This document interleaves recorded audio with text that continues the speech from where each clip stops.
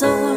Dù em có nói bao nhiêu lời, nếu tay anh lại càng buông tay, nước mắt cay rơi đâu có hay. Và anh nói yêu suốt đời, tình yêu này bỗng sao xa vời. Em hy vọng nhiều ở nơi anh, thế nhưng sao anh không hiểu em. Người yêu em sẽ không bao giờ bỏ em khi biết em vẫn chờ.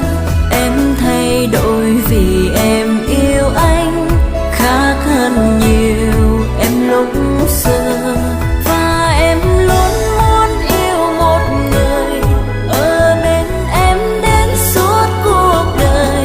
Anh là người mà em yêu thương, vậy lúc em đau thì anh ở đâu?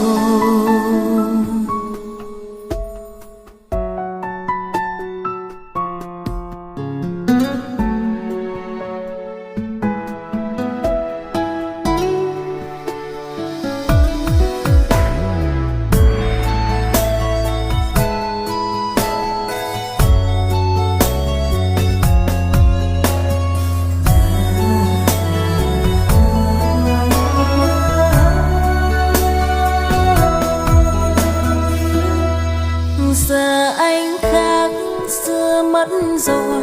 Dù em có nói bao nhiêu lời, nếu tay anh lại càng buông tay, nước mắt cay rơi anh có hay. Và anh nói yêu suốt đời, tình yêu này bỗng sao xa vời. Em hy vọng nhiều ở nơi anh, thế nhưng sao anh không hiểu em. Người yêu em sẽ không bao giờ bỏ em khi biết em vẫn chờ.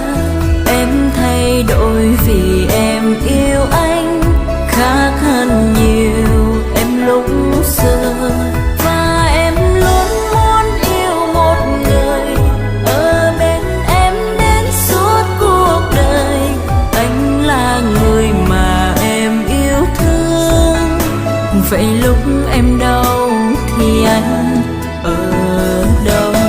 Người yêu em sẽ không bao giờ bỏ rơi khi biết em vẫn chờ.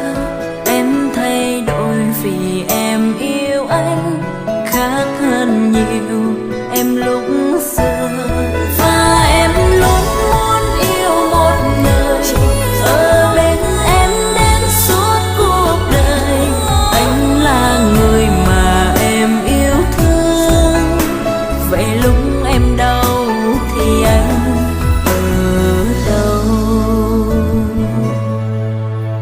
Vậy lúc em đau thì anh